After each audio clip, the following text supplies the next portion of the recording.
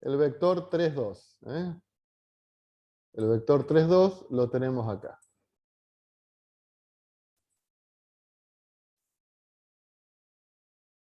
Ahí. Y ahora el vector 1, 3. 1 en X, 3 en Y. Estará más o menos por ahí.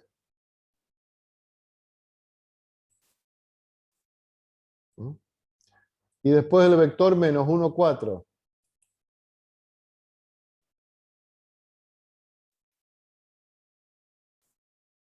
Menos 1, 2, 3, 4. Lo tenemos ahí. Bueno, ¿se entiende, muchachos, lo que estamos haciendo, no es cierto? Sí.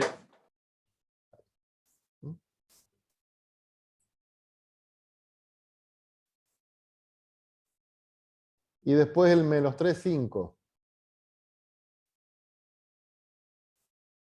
Menos 1, menos 2, menos 3. Bueno, ahí obviamente lo estoy haciendo sin escala, ¿no es cierto? Ustedes supuestamente en su carpeta lo deben estar haciendo mejor. Me lo estoy imaginando. Y después el vector menos 5, 6.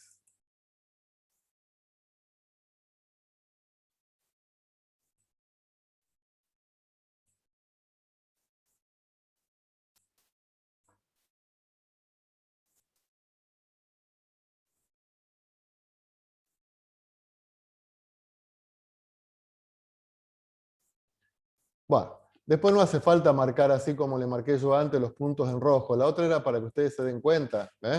Si ustedes visualizan un poco los extremos de los vectores, esos extremos de los vectores, ¿a dónde están? ¿A lo largo de qué? ¿De una recta? Están a lo largo de una recta. ¿Estamos? Entonces, todos esos extremos de los vectores están a lo largo de una recta. ¿Sí?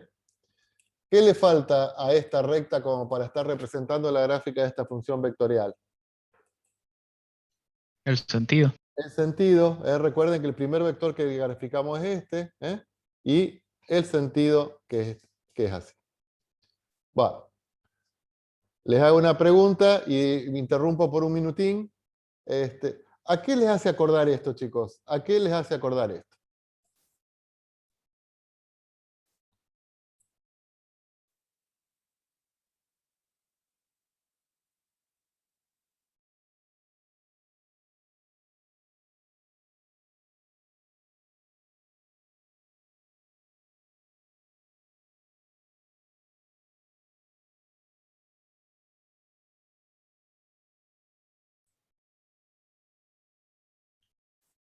¿A qué le hace acordar a algo, chicos, esto?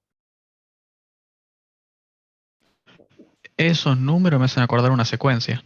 Sí, sí, Marco, pero teníamos la ecuación de una recta. ¿Y en qué? ¿Cuándo teníamos? ¿Se acuerdan que esto acá era la primera componente? Esta era la segunda componente. O sea que esto lo podíamos decir que es el punto X, que es 1 menos 2t. Y la segunda componente es el punto Y, que es el punto 3 más t. Y esta era una forma de escribir la recta. ¿Que cómo se llamaba esta? La forma Explícita. paramétrica. La forma paramétrica de la recta. La forma paramétrica de la recta, recordamos, me mostraba un punto de paso, que es el punto 1, 3, un punto de paso,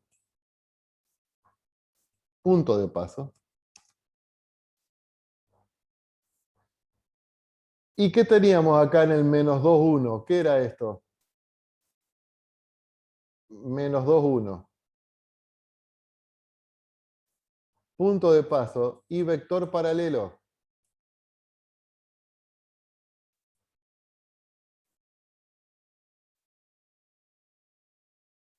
Punto de paso y vector paralelo. Fíjense que el punto de paso, el 1, 3, lo tenemos acá. ahí tendríamos el punto 1, 3, que es este. Acá tenemos un punto de paso. Y el vector paralelo, que es el menos 2, 1. El vector menos 2 en X, 1 en Y. Fíjense que ahí tenemos el vector paralelo. O sea, punto de paso y vector paralelo. O sea que lo único que le faltaría es estar indicando un poco el sentido, pero fíjense que el sentido también me lo da el vector. Va para la izquierda. Entonces uno ya podría anticipar un poquito cuál es la gráfica de una función vectorial. Acá cuando tenemos dos fórmulas que son funciones de primer grado, la gráfica va a ser una recta. Lo que vimos en la clase pasada, no sé si ustedes lo tienen ahí anotado, pero teníamos que la primera componente era una función de primer grado, la segunda una de segundo grado, y era una parábola, con las ramas hacia arriba o hacia abajo si era negativo. En el caso de que tengamos la primera componente en función de segundo grado y la segunda de primer grado, esa parábola va a estar dirigida hacia el eje X. ¿Se entiende lo que les digo? Sí, sí. Bueno, Sí. conclusión. En este caso, bueno, ¿qué tenemos ahí? Hicimos una especie de comparación entre una función vectorial y la forma paramétrica de la recta. ¿Está? Vamos a ver otros ejemplos. Por ejemplo,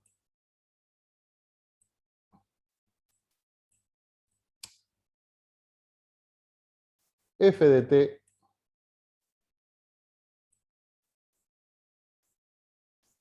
es igual a.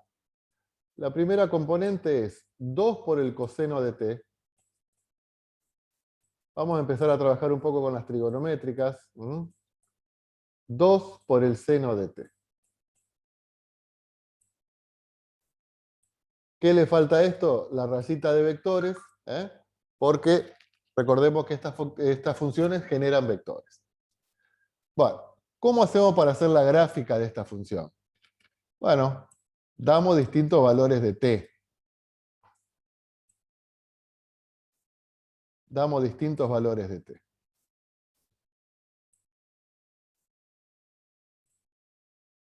¿Qué valores de t darían, chicos? Menos 2, menos 1, 0, 1, 2, 3. No, ¿sabes por qué no? Porque ahora t está afectado por funciones trigonométricas. ¿Estamos? Entonces t, ¿qué tiene que ser t? T tiene que ser un ángulo ahora. Un ángulo. Porque vos el seno, el coseno, porque las funciones trigonométricas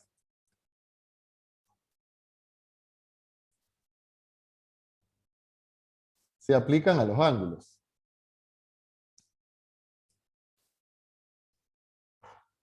Está claro esto, ¿no es cierto? Entonces, acá tenemos t, acá tenemos f de t, hice un poquito. Bueno, y t tiene que ser un ángulo, así que vamos a hacer un ángulo de 0 grados. Después vamos a avanzar, y por ejemplo podemos dar un ángulo de 45 grados.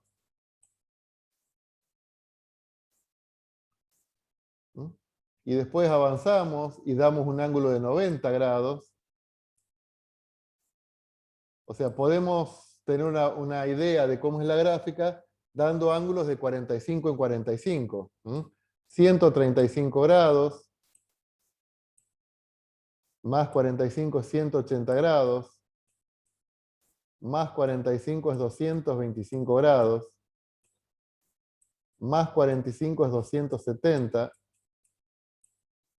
más 45 es 315, más 45 es 360. ¿Seguimos dando valores de t?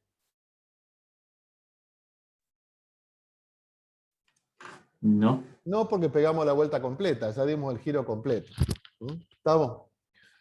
Ahora, esto de estar escribiendo los ángulos en sistema sexagesimal. Esto va para la primaria, para la secundaria. En la universidad ya no.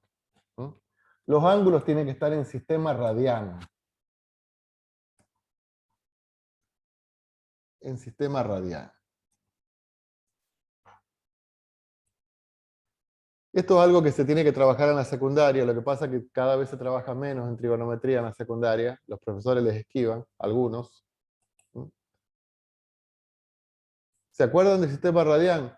¿Cuánto era 180 grados en sistema radian? Pi. Pi, Pi. muy bien, pi. Pi. Entonces, 180 grados es pi. Entonces, 360 grados, ¿cuánto era? 2pi. 2pi. Dos. ¿Y 90 grados cuánto es? Medio pi. Pi sobre 2. Claro, medio pi, pi sobre 2. Muy bien. ¿Y 45? Pi sobre 4. Pi sobre 3. Claro, no, sobre 4, porque voy dividiendo por 2. ¿Estamos?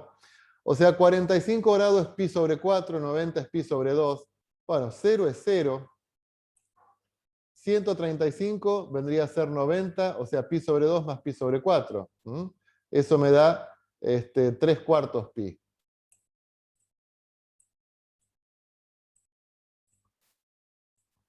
$225 sería pi más 1/4 pi, sería 5 medios pi. No. Sería 1 pi más pi sobre 4, 5/4 pi.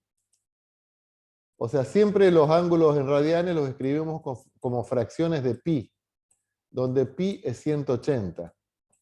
¿Y esto de dónde salía? Bueno, porque el ángulo en radianes es la medida del arco dividido el radio. Arco dividido radio. Si alguno no se acuerda de esto acá, bueno, búsquenlo en videos de YouTube, pero son temas que se supone que el alumno los tiene que saber. 270 es 3 medio pi.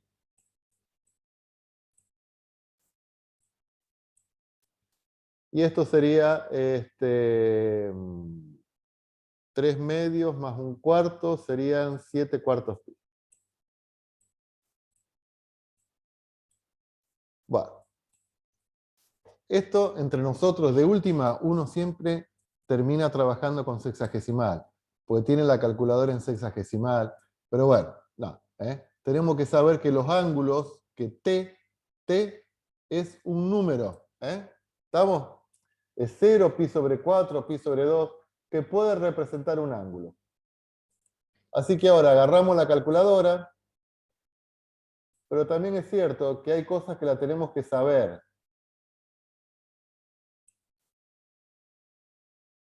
Bueno, nos vamos a detener un poquito acá, chicos.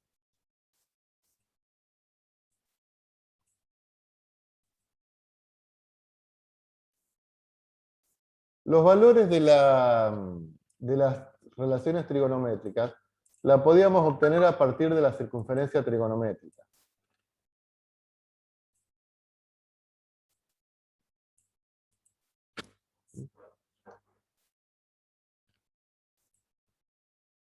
Lo que pasa es que esto, a ver. Entonces, ahí tengo un ángulo. ¿Dónde tenés el ángulo? Acá tengo un ángulo. Y acá tengo un punto. Y acá tengo un triángulo rectángulo. A este ángulo le vamos a poner ángulo alfa, ponele. La circunferencia trigonométrica tiene radio 1.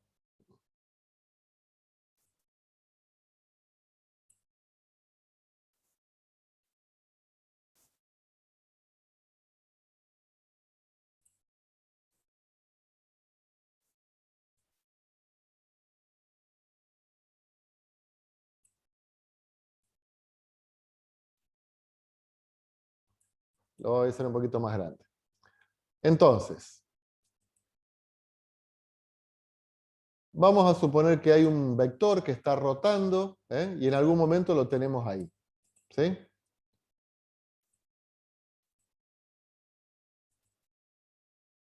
vamos a decir que rotó un determinado ángulo, que a ese ángulo lo vamos a llamar alfa. Y ese punto está sobre la circunferencia trigonométrica y ese es el punto P. Acá tenemos un triángulo que es un triángulo rectángulo. Este punto P tiene coordenadas X e Y genéricas. Y este radio mide 1. Estando en la circunferencia trigonométrica, el radio de la circunferencia tiene 1. Entonces, nos acordamos un poquito, a ver, ¿qué era el seno de alfa? En un triángulo rectángulo, ¿qué era el seno de alfa? Cateto opuesto sobre hipotenusa, ¿no es cierto? En nuestro caso, en ese triángulo rectángulo, ¿cuál es el cateto opuesto de alfa? El cateto opuesto de alfa es esto que está punteado, es la ordenada Y, es esto, Y. ¿Y la hipotenusa cuánto vale? 1. O sea que el seno de alfa es la ordenada Y del punto P. El seno de alfa es la ordenada Y del punto P. El coseno, ¿qué era el coseno? Era el cateto adyacente sobre la hipotenusa. En este triángulo rectángulo que tenemos acá, el cateto adyacente es esto. ¿Qué es esto? Y esto es el valor, la coordenada X del punto P. Y la hipotenusa vale 1, porque la circunferencia trigonométrica, la hipotenusa, el radio vale 1. O sea que esto es X. Entonces, ¿qué es el coseno de alfa? Es la ordenada X del punto P. ¿Se acuerdan algo de esto, chicos? O nada, nada, nada. Entonces, por ejemplo, si el ángulo lo tenemos de este lado, o sea, si el ángulo es todo esto, lo que hacemos es marcar el punto P.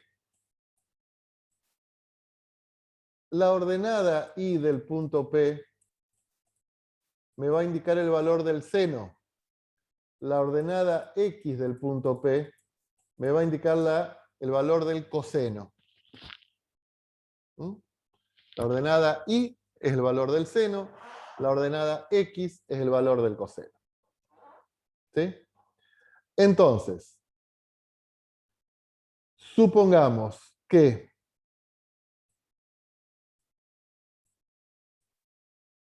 el ángulo sea de 90 grados, o sea, de pi sobre 2. El ángulo es de 90 grados, o sea, de pi sobre 2.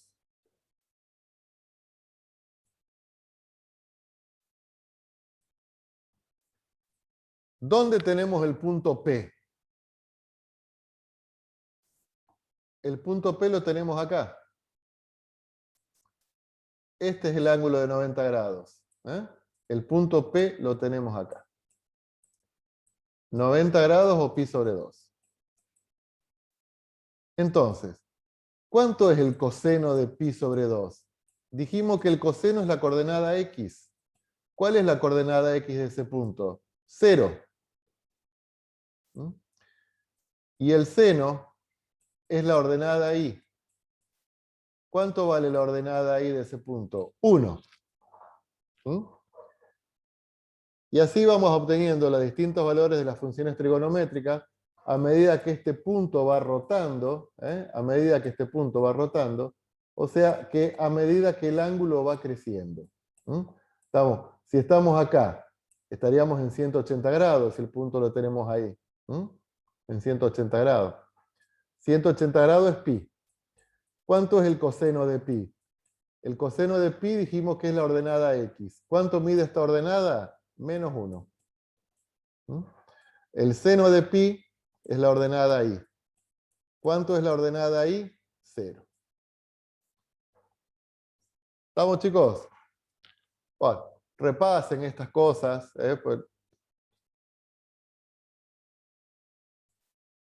Entonces, volviendo acá a la gráfica de la función.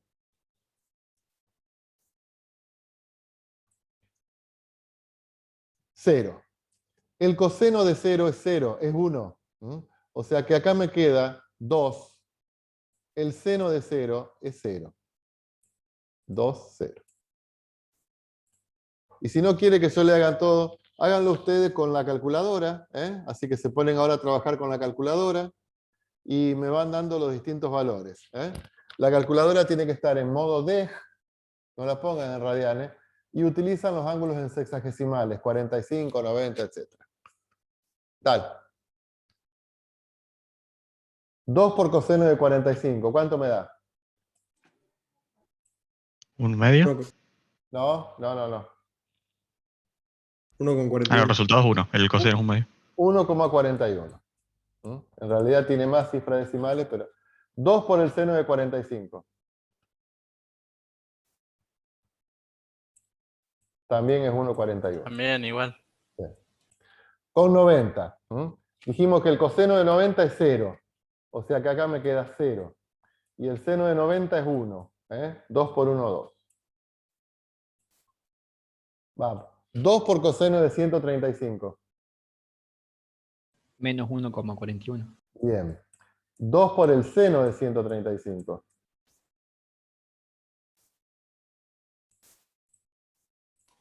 $1,41. Bien. 180. Acá dijimos que el coseno de 180 es menos 1. O sea que esto acá me queda menos 2. Y el seno de 180 dijimos que era 0. Con 225. 2 por el coseno de 225. Menos 1,41. Menos 1,41. 2 por el seno de 225. Menos 1,41. Bien.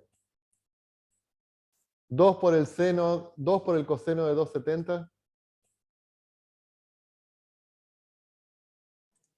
0. 0. 0. 2 por el seno de 270. Menos 2. Menos 2.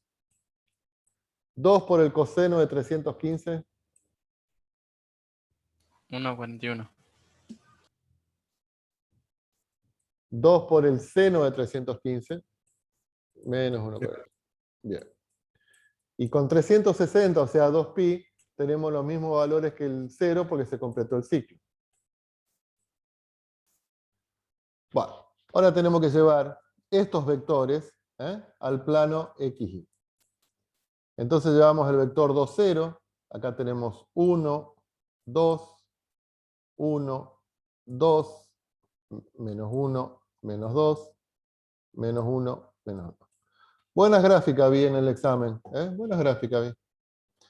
El vector 2, 0 es... Lo tenemos acá. Ahí. Bien.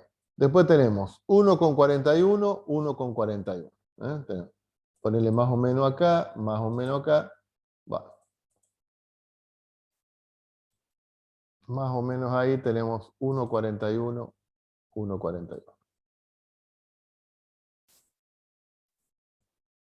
Después tenemos el vector 0,2. Ahí.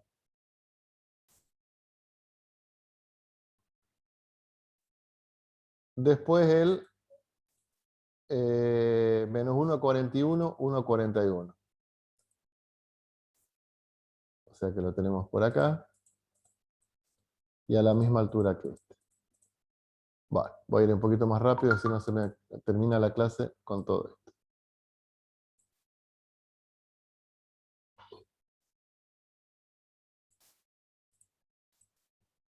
Después, a ver que borro esto.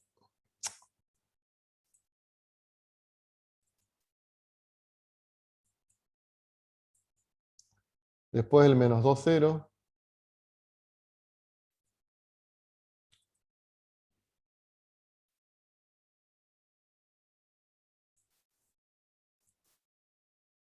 Después el menos 1, tanto.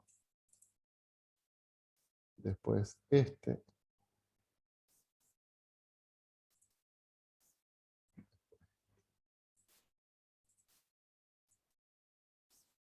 Bueno.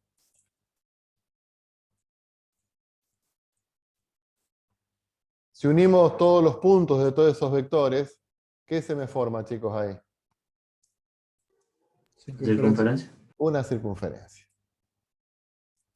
Una circunferencia.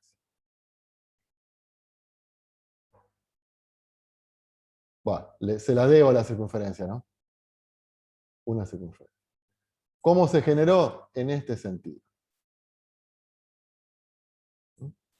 ¿Estamos?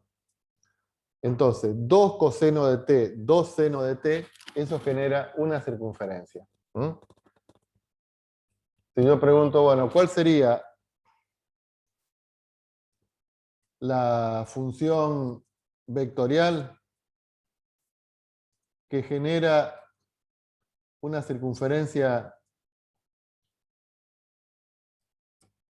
en el plano de radio... fíjense que es una circunferencia de radio 2. ¿Estamos? De radio 3.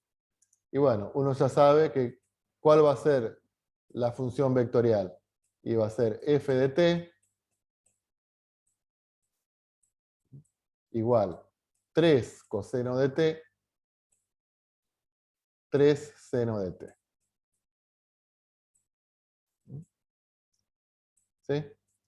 Porque fíjense que 2 coseno de t, 2 seno de t, me generó una circunferencia de radio 2.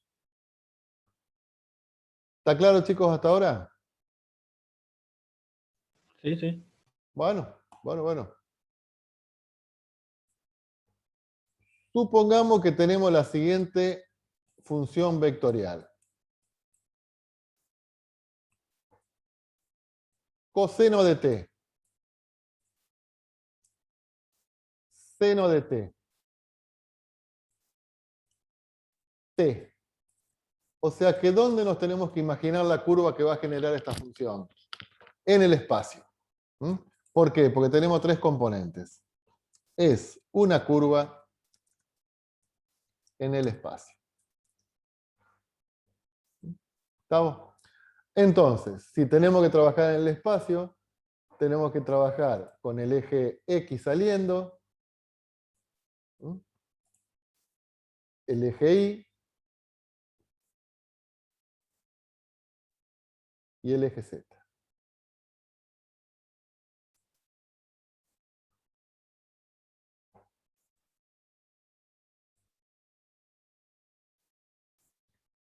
¿Podemos tener una idea de lo que va a ser esta curva?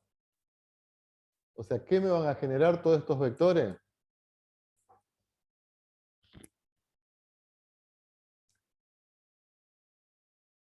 Paraboloide, ¿Por qué un paraboloide? ¿Cómo lo pensaste?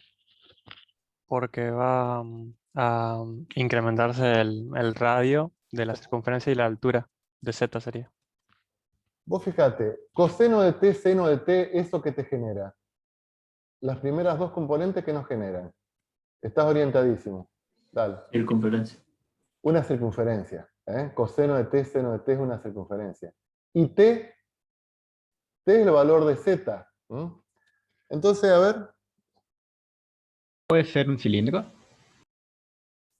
Sí. Un, ¿Por qué? un cono. Sí, a ver, no, un cilindro. O sea, ¿por qué? Porque la circunferencia se mantiene constante. La circunferencia se mantiene siempre con el mismo radio. Ahora, ¿por qué vos me dijiste un cilindro? Si estaríamos en clase me lo dirías con la mano, ¿no es cierto? Pero ahora, en realidad no es un cilindro. Es una circunferencia, pero el valor de los puntos se van incrementando. ¿Por qué? Porque se incrementa t, que es la tercera componente. Entonces, en realidad, no es una circunferencia. Esa curva es un resorte o una hélice. Es una circunferencia, pero el valor de t se va incrementando. ¿Estamos? Entonces forma una hélice. La curva es una hélice.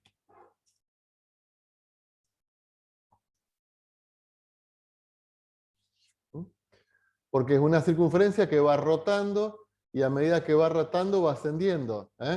Esos vectores van rotando con una circunferencia, pero el valor de z se va incrementando cada vez más. Cuando unimos todos esos vectores, eso determina una hélice. ¿Está claro hasta acá, chicos?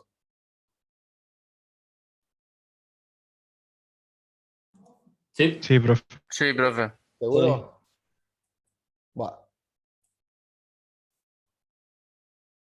cosas que tenemos que saber, pero por ejemplo, ¿cuál será el dominio de una f de t?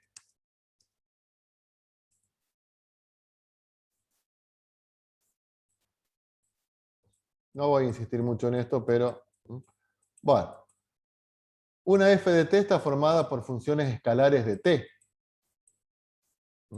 f2 de t, y si tenemos n componentes, para hacerlo más como teórico, esto sería una fn de t. O sea, es una función vectorial de n componentes. ¿Estamos? Cada una de estas funciones tiene su propio dominio. Esta tiene un dominio, esta tiene un dominio, esta tiene su propio dominio, que pueden ser que sean todos iguales. En el caso que estamos trabajando ahora son todos los reales. El dominio de la función es la intersección de todos estos dominios. ¿Estamos? Porque los valores de t, o sea, t tiene que poder aplicarse como f1, t tiene que poder aplicarse como f2 y así sucesivamente. Por ejemplo, supongamos la función ft que es raíz de t, la primera componente, y la segunda componente, x cuadrado menos 4. No, t cuadrado menos 4. ¿Cómo hacemos para encontrar el dominio de esta función? Bueno, ¿cuál sería el dominio de esta función, chicos? ¿Cómo Todos tiene que los ser? mayores igual. Mayor o igual a 0. Los t mayores o iguales que 0. ¿Y el dominio de esta función?